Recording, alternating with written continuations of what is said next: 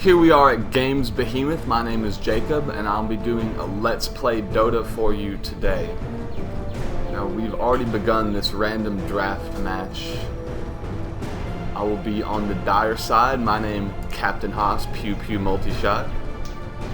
Thanks. If you like the name, add me on Steam. We'll play sometime. Maybe you'll land in one of these videos. Who knows? Alright, so on our team so far we have Furion the Death Prophet and Abaddon. Not bad. Those are solid picks. Enemy team, we have Syllabear, the Lone Druid, Centaur, and Axe. That's a tanky team right there. I'm almost a little bit scared right now, but looking at these picks, we have the Faceless Void available. We have Troll Warlord. That's a suggestion. A lot of people don't use the Suggest Hero option in Dota during the selection phase, but I think it's very nice. I mean, especially in random draft. You know, you have a limited pool of heroes here out of the 100-something heroes in the game so far, and they will be adding more as Dota 2 is just now only been released live. I'm probably going to have to go with the Troll Warlord here. As you can see, Furion, Sniper, Weaver, all of these auto-attack heroes. The attack speed buff is just too good to pass up. And look at my team, one more carry, yeah right. Now the funny thing about this is that people would call Troll Warlord a carry, but I mean his ultimate buffs the entire team. Battle Trance, if that's not a support skill, I don't know what is. You know, you buff your entire party, enough said. And in addition to that, he also has incredible scaling and some direct damage abilities. Probably gonna go with fucking just go with Fervor here for now. Early game doesn't matter too much at this phase with this hero. I'm not gonna be trying for anything really dramatic here. So we'll just grab a typical Boots, Salve, Ironwood Branch. Ironwood Branch being just for luck, of course, because I mean, what is +1 stat gonna do for you? But hey, you know what? I've won and lost games on less than 10 hit points, so we'll see what happens. Gonna choose bottom lane here. We got the Sniper going mid. That's very typical for him. Top lane, Weaver, Furion. That's strong. I'm thinking Furion's probably gonna hit the jungle and Weaver's gonna solo top, which is good for her because she needs the experience and the ability to last hit for gold. Abaddon coming bottom for me. I couldn't ask for a better lane mate because he has the what is it?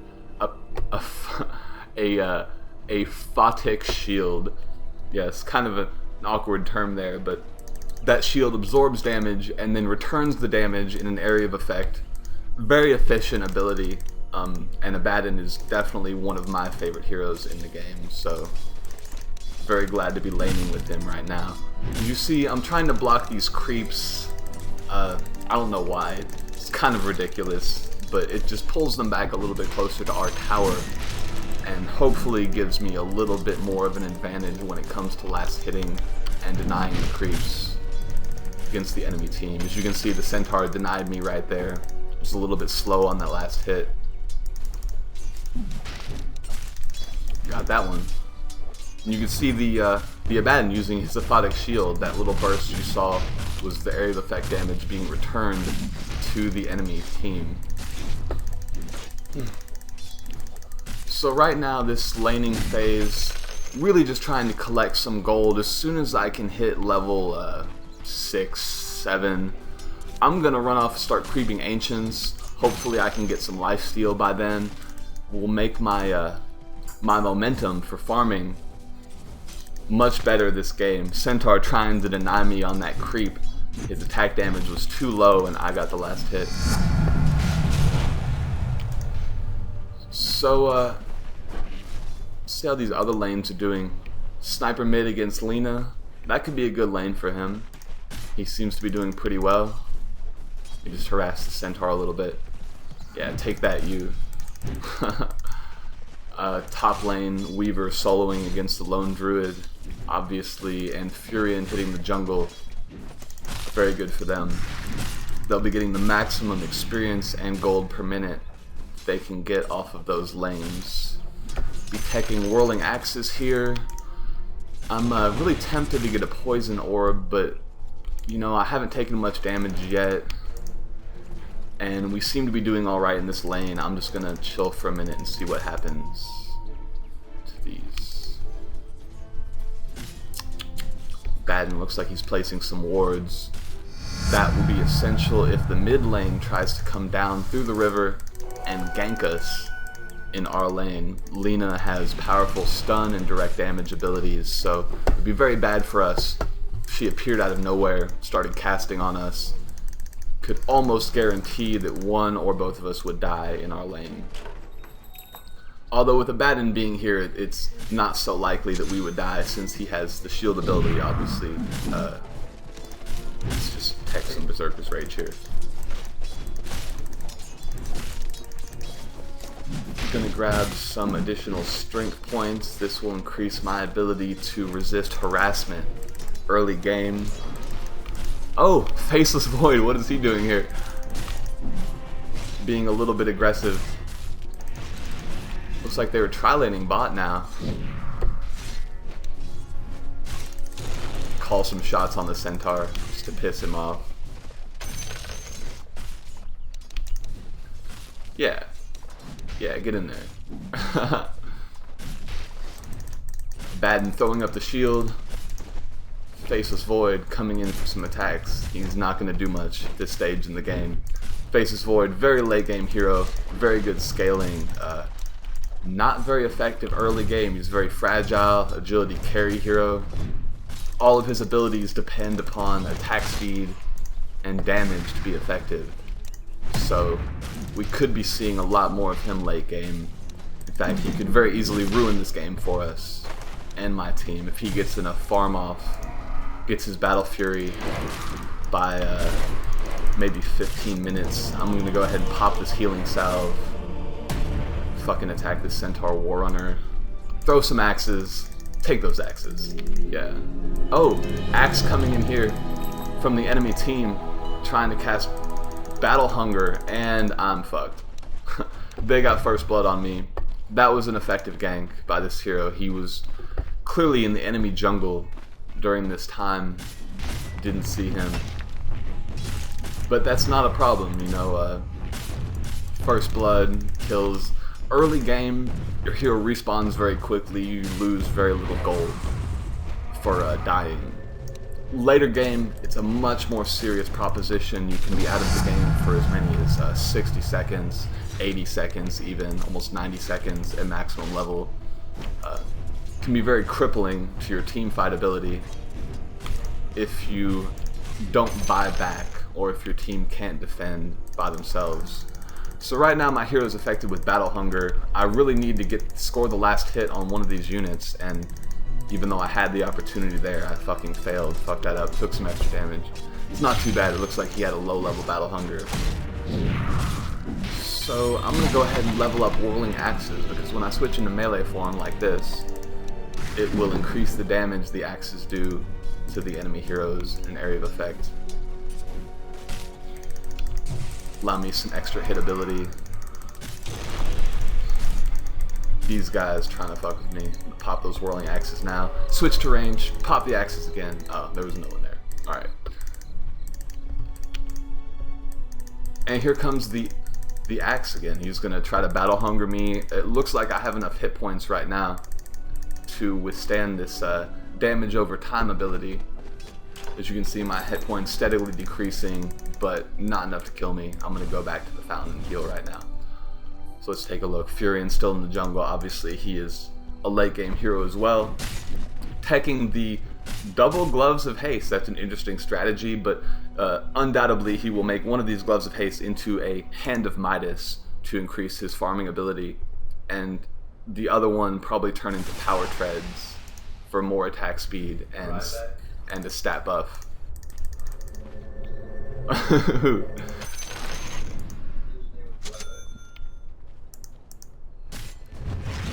Oh, Ryback, wow. We got a WWE fan here in the Weaver on our team.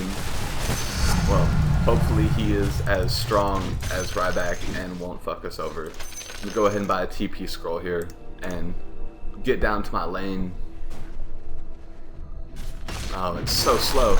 Take the whirling axes. Switch over to melee form. Nice. Nature's Prophet coming in with the global ability. Wrath of Nature. Damage energy bounces around the map, so that ability came in and hit the Faceless Void in our lane, doing damage to him, allowing us to get that kill. Additional experience and gold for us. Very effective. Now we have the sniper coming from mid. Let's just put some range. Fucking, yeah, that's all good. I got the last hit on that hero, giving me the kill. As you can see, Capty Haas, pew pew multi-shot being me in this game. It's gonna help out my scaling a bit. In fact, go ahead and buy power treads here. You know, the recommended items for Troll Warlord are phase boots, which don't add any attack speed, but they do add damage and a move speed buff ability. But, you know, the reason why I like power treads more is because of this ability. Fervor actually increases your attack speed per hit that you do with the Troll Warlord. So if you just think mathematically, the more hits you get, the faster hits you get, the more it's going to increase your attack speed per second, or, you know, however, and the more hits you're going to get off in total. That's why I prefer the power treads. Very effective tool for farming early game with the Troll Warlord. And the Troll Warlord is all about farming. Centaur trying to do some damage to me here. He's not going to get it. I don't know what he's thinking. Faceless Void running in. These guys. Alright, gonna level up the Troll ult here. Switch to range form because I'm low on hit points. Oh, fuck. Lena coming in for the gank. Very ineffective, as I saw her before she reached a casting range. For her abilities, only have about a 600 range for casting, which my attack range being 500, and her attack range should be something like 800. I can't click on her right now because she's in the fog. Melee range for heroes is, of course, somewhere around, you know, 100 to 150 range. So I'm gonna go ahead and teleport top here because they already destroyed bottom tower. That's not a big issue. You know, some people really stress over towers, but the tier 1 towers have low hit points, they have no regeneration, and they have low attack damage. They're really not going to do much for us late game. And for that matter, they always fall at some point. It's very rare to see a game where the tier 1 towers don't fall. Switching to ranged form, getting this tag. Yeah, we got that kill easily. And now we can push their tier 1 tower for top. So it's an even trade. They got our bottom, we get their top. Fucking Axe trying to come in and cast a Culling Blade on me. I don't know what to do about this. I'm probably gonna die, honestly. Even with the Apothic shield up, might not be enough to... Oh, look, alright, well, it was. Protected me from the Battle Hunger. Dispelled the damage. Axe still trying to chase it down, but that's not gonna happen. I really need to go heal at this point. I only have 600 gold. As soon as I have 900 gold, I'll be able to buy a Mask of...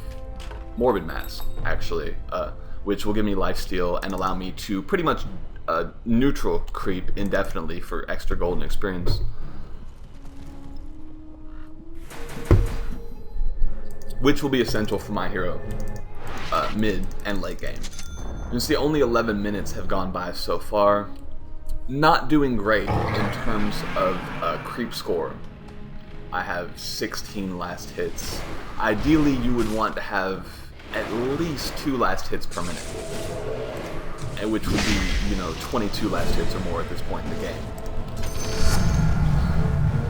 They destroyed top tower. I'm trying to TP, but it offset me to the second tier top tower. So right now, I'm gonna come in here, score a kill on the Axe, hit him with the ranged axes there, but oh, and this Centaur also gonna cause us problems. Not so much. Free kill for me, Troll Warlord. All thanks to the TP scroll. As you can see, the power of teleportation is that it gives you a mobility advantage. And in a game where gold per minute and experience per minute are the pivotal factors, you know, other than team fight ability, I would say, you really have to rely on that mobility if you want to, you know, encourage higher tier play from yourself. So right now I'm just going to clean up this lane. There's no one here to oppose me. This is what we refer to as free farm in Dota, where I get all of the gold and experience from the creeps in the lane, and no one will interfere with my farming. Gonna go ahead and buy this Morbid Mask. Looks like they're still defending top tower. That tower is very low. I would be afraid for them to deny it. If the tower reaches too low of a hit point threshold, they would be able to deny the tower by attacking it themselves, thus preventing us from gaining full gold gain for our team for destroying the tower. These tier 1 towers are worth about 250 gold for our entire team, so that's a significant buff. These guys up top, I'm gonna go ahead and ping here. Hopefully my team will come in. I don't think there's a lot we can do with the Abaddon and Troll combo here. Oh, Faceless Void ulting me. That's gonna hurt. Yeah. Maybe jump the gun on that just a little bit. Nature's Prophet trying to come in and do some damage to these heroes, but I just don't know if it's gonna be enough. Sniper can assassinate. That's what's gonna happen. Easy kill for him. Sniper, of course, needing those kills and gold to build up his item repertoire for late game. With the Claymore, it looks like he's going to be going for Shadow Blade. Very typical build for Sniper, because it gives him some much needed escape power from the enemy team. So, right now, I have this Morbid Mask. It's going to allow me to go to the jungle here, creep these neutral creeps. As you can see, the core items, Black King Bar, Troll Warlord. Black King Bar grants you a magic immunity, which is good for almost every carry hero. But for the Troll, he's not a strength hero. It adds plus 10 strength, plus 24 damage. I'm probably going to want to go for a higher damage item here. So I might rush Daedalus, or we can check through these items. Maelstrom is a good option for the Troll because he has very high attack speed, increases your ability to proc the Chain Lightning attack from that item. Diffusal Blade might be effective as well, given the mana burn and purge ability.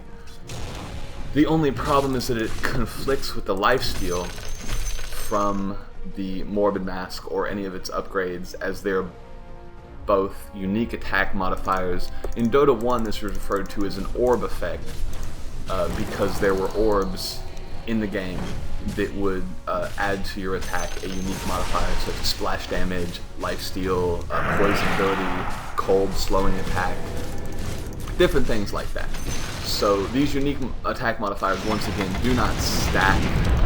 You can only have one of them at a time on your hero. And for the Troll Warlord, lifesteal is very effective due to his high attack speed and damage output. Gives him a very strong source of healing here. Faceless Void trying to ultimate me again with the time stop, and I took a lot of damage there from these three heroes attacking me. But it looks like our Weaver is going to clean up the battlefield.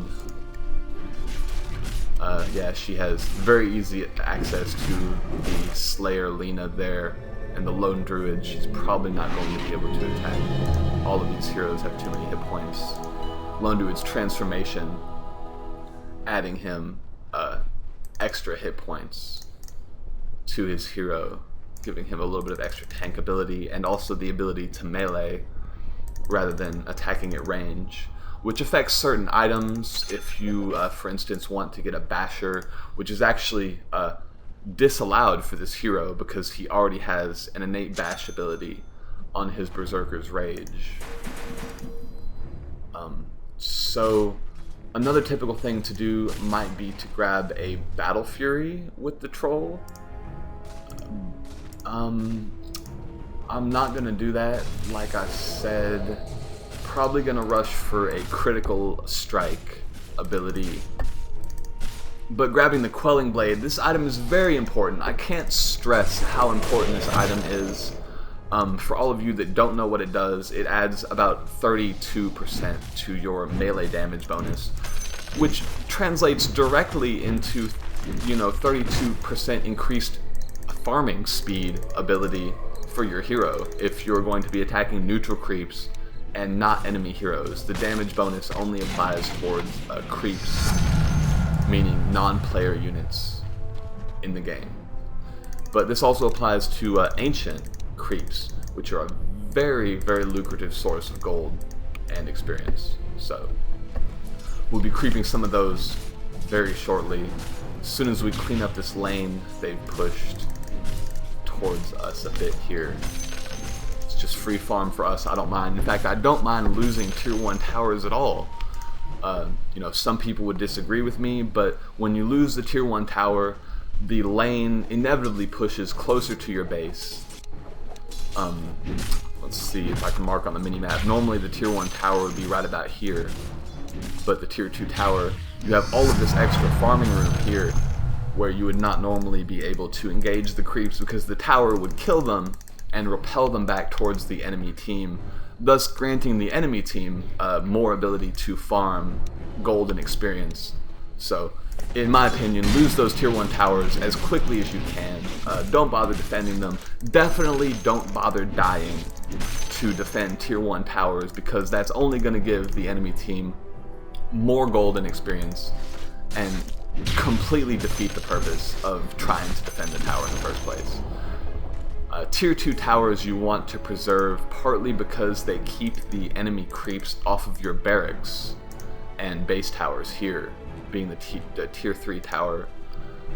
So I'm going to go ahead and dominate this alpha wolf. This wolf has critical strike and also a damage aura of 30%. That's a pretty significant increase. As you can see, I guess I'm getting plus 20 damage from the Helm of the Dominator, so that means I'm getting plus 26 damage from this aura of this neutral creep here. It's a very nice buff for me, will increase my farming ability, and like I said, with the Quelling Blade, I'm getting an additional 32% of that damage in addition to the damage buff itself. So that's what we would call scaling. Anything that gives you exponential gain that synergizes with the abilities, the innate abilities and damage of the hero. So right now I'm just wiping out these neutral creeps. I'm going to gain a bit of gold here. My team not having much of a problem. Looks like we've eliminated all of their tier 1 towers at this point in the game. So I don't want this wolf to be taking damage, because if it takes too much damage I'll have to send it back to the base to heal it, or risk losing it. And as the creep spawns are entirely random, it's not a good idea if you can get one of these wolves, because this damage aura actually boosts your entire team. If I was to go and team fight right now, it looks like they're about evenly matched, and I'm not even participating in this fight, so we have a clear lead. The score is a 9-22 right now. At this point, the enemy team is fighting a losing battle, and it's going to be mostly attrition as our carry heroes, the Sniper and the Weaver, begin to accrue more golden items. You can see the Weaver already has a Lincoln Sphere, which is one of her core items, which blocks a negative spell. Very useful for the Weaver. It adds attributes, stat points, and regeneration, and the spell block gives her the much needing staying power she needs to kite the enemy team and score kills. Sniper going for a Stygian Desolator. right after his Shadow Blade. That's it's a very effective build because with his range, he's reducing the armor of the enemy heroes by 7 points. And it looks like my wolf died because I wasn't paying attention, but that's not a big deal since we're so far ahead in this game. The Stygian Desolator for the sniper will give him sort of a support element by allowing him to reduce the armor stat of the enemy team, thus increasing the damage that all of our teammates do to that enemy hero. I'm going to go ahead and ping Roshan. It's 22 minutes into the game, and as I have some lifesteal, I'll be able to tank this ancient creep. It's Roshan. He drops the Aegis of the Immortal after you kill him. It's not likely that I'll be able to solo this. I just don't have enough of a damage buff right now. But hopefully my teammate Abaddon here will come in and help me deal with this threat. For the moment, yeah, he casts the Apothic Shield on me, so that's good. It will absorb a few attacks, reflect some damage back at the Roshan, and the sniper coming in, reducing the armor value of the Roshan, making it very easy for us to finish off that creep. And with the Aegis in tow, I'm thinking we're probably... Ooh, Nature's Prophet got wiped out. That's not a big problem though. Gonna go ahead and buy the Demon Edge. This is a plus 46 damage item that will tech into either a Monkey King Bar, a Daedalus, the crit chance, or a Divine Rapier.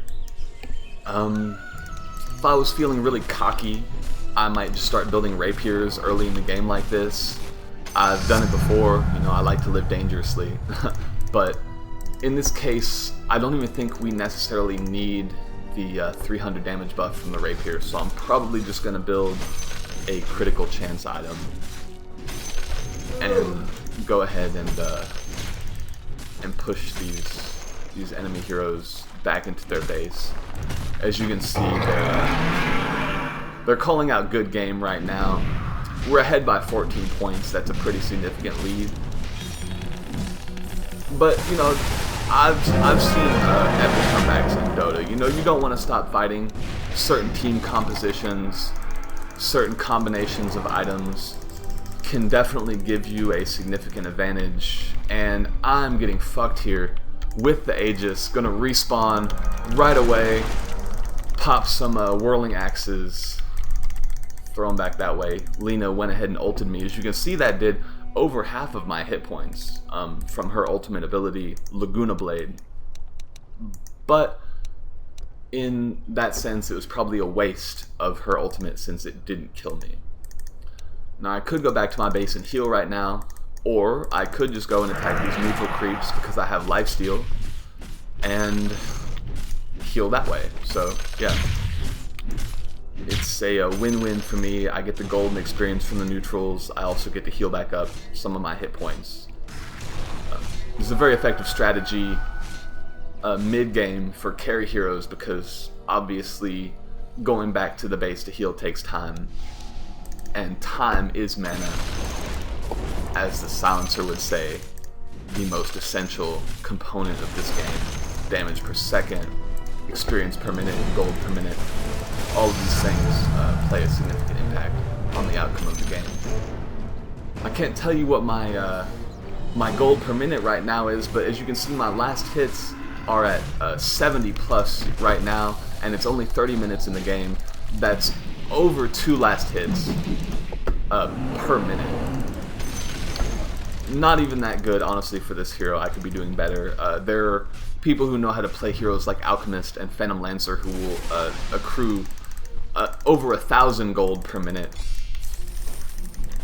in the game. The highest I've ever gotten as far as gold per minute goes in a regular game was just over 700, about a 760 gold per minute, which is very high. The best carry hero in the game, in most games, will usually have around 500 to 600 gold per minute. and anywhere between 700 and 900 experience per minute. So if you can beat those values, you're definitely doing something right as far as this game is concerned. Void trying to come in here, and just none of their heroes can keep up with us at this point. We have them completely outclassed in terms of items, and also levels as well. We're out-leveling them by as many as 5 levels in most cases. So, getting culling bladed by the axe here. I'm gonna go ahead and buy back just cause don't give a fuck. And I'm gonna buy Boots of Travel now, which will allow me to teleport right back into the enemy base, continue to support my team, and yeah, coming in fresh for this battle. Lena Slayer trying to cast some direct damage on us here, but it's not going to be too effective. At this point, we have middle lane. We've destroyed their barracks, which will give us increased potency for our creeps on middle, but at this point I'm going to run bottom and try to take the barracks here. As you can see, my team has middle completely taken care of. Taking these bottom barracks will leave only the top barracks for them before we receive mega creeps, which will essentially win us the game, because there's just no way to compete with mega creeps unless you have, like, I don't know, 200,000 gold worth of items or something on your hero. I mean, you definitely need a rapier and some kind of scaling, and perhaps lifesteal and a crit chance to deal with mega creeps. So right now, we're just kiting them. It looks like my team is doing some shopping, and we really have them on the ropes. This game is about over at this point. As we continue to get caught up in bad team fights here. But with the Boots of Travel, it's not going to be enough to escape. I have now a 30-second cooldown, or a 60-second, my bad, before I'll respawn again. Weaver, very high attack damage right now. She's definitely carrying our team, as is typical for Weaver. And the Sniper now, in addition to the Desolator, going for a critical Chrysalis, which will later be upgraded into a Daedalus. It's a better crit chance, better crit percentage, all around better damage. These guys pushing our tier 1 tower right now, you know, it's not going to make a difference for them, and also they're leaving their base undefended against the Weaver here, which is not going to bode well for them. As I said, their bottom and top barracks are the only ones remaining before we get mega creeps. And you know what, I'm going to go ahead and teleport in here with my Boots of Travel, support the Weaver in killing this tier 3 tower for them and destroying these barracks. It's very nice. This is kind of a coup for us at this point in the game. They are not going to be able to come back from this, being repelled in mid.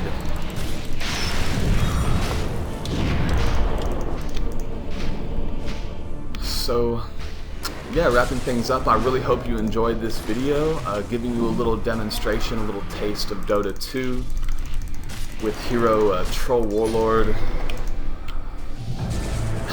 and getting my ass kicked. Not that great. Luckily, my team was very good, and you know, as has been said many times, Dota is a team game. You can do very well. In fact, I've had many games where my stats were impeccable, and we still lost, because there are 4 other people on your team that really have to pull their weight, and if they don't do that, your strategy is not going to be effective. Right now, the Weaver dominating the enemy team, and in 20 seconds I'll be able to respawn and what is this ability? Teleport in with the Boots of Travel and finish off the enemy team here by taking their ancient, or it used to be referred to as a throne. I guess it still is. I have a few qualms with calling it the ancient because of the redundancy of that term with neutral creep ancients in the game. The ancient dragons and granite golems and little dragons that are in the game are referred to as ancients. These neutral creeps, don't have any sight on them right now. But... So yeah, we've just about finished up here. One thing I like to do at the end of my games is go ahead and buy a Black King bar. This will give me the avatar ability, and I can activate this avatar at the end of the game for a nice shot here. Increases the size of your hero and gives them a glowing effect. It's a little bit more epic. So there you have it. An easy win for me as the Troll Warlord. XP per minute 420, gold per minute 385. Those are not very high values. As you see, the Weaver on my team has 757 experience and 563 gold per minute. And those are within the typical range you would see of a carry hero that's won the game for you. So I hope you like that match. And feel free to subscribe to our channel GameBehemoth, as well as liking any of our videos. And there'll be much more to come very soon. Alright, have a good time. Whatever.